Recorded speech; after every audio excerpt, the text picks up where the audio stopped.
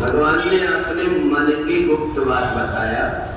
पत्रम पुष्पम फलम तोयम यो मे भक्त्या प्रयच्छति तदहं भक्तव्रतम अस्नामि प्रसाद। भगवान ने वही पत्ते, फल और जल, ये तीन के विषय में बताया कि ये तीनों चीजें जिसने भक्ति से मेरे को दिया, मेरे तुरंत ग्रहण कर लिया। और इसलिए अर्जुन को भगवान ने गीता इसलिए सुनाया कि गीता उपनिषद के सूत्र है।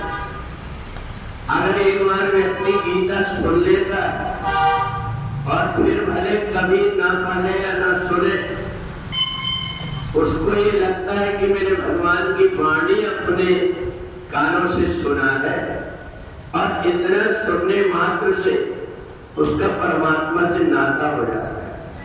और हम जो गीता पढ़ते, हमें इस बात का याद हमेशा 24 घंटे इसलिए रहता है।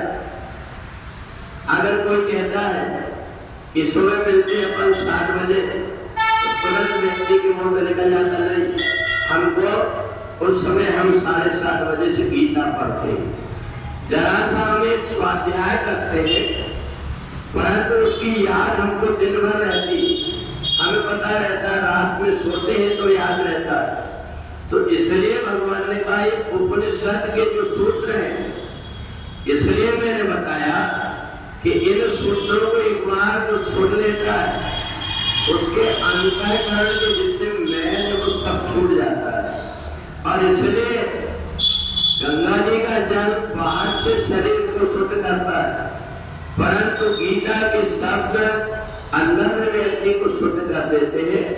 तो इसलिए भगवान ने 9वें अध्याय में गुप्त बात बताया कि ऋषियों ने बहुत सारे वेद शास्त्र और पुराण में मेरी अनेक प्रकार की लीलाओं का वर्णन किया, परंतु जो आनंद मेरे को गीता सुनने में आता है, गीता का पाठ जब अपने भक्तों को सुनाता हूँ, इससे मेरे को जो प्रसन्नता होती वो किसी से नहीं होती। अर्जुन ने पूछा इसमें है क्या? भगवान ने कहा जिस प्रकार से दूध को जमा करके दही बनाते, दही को भिगो करके फिर मक्खन निकालते हैं, और मक्खन को गर्म करके जैसे घी बनाते हैं, ऐसे सारे वेद शास्त्रों का सार उपनिषद में है।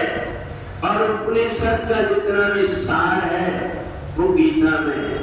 तो इसलिए अगर व्यक्ति कुछ जीवन में न किया हो, केवल उसको गीता सुना दिया जाए, परंतु ऐसे समय पर नहीं जब वो मरण शैया पर पड़ा हुआ अचेत अवस्था में, उस समय हम गीता सुनाने के लिए जाते जब उसके कान में आवाज भी नहीं आ रही। तो इसलिए जीते जी जो व्यक्ति गीता का पाठ सुन लेता है, पढ़ लेता है, फिर उसे कुछ करने की जरूरत नहीं पड़ती, उसका आवागमन का बंधन अपने आप ही छूट जाता है। बोलिए सच्चिदानंद भगवान।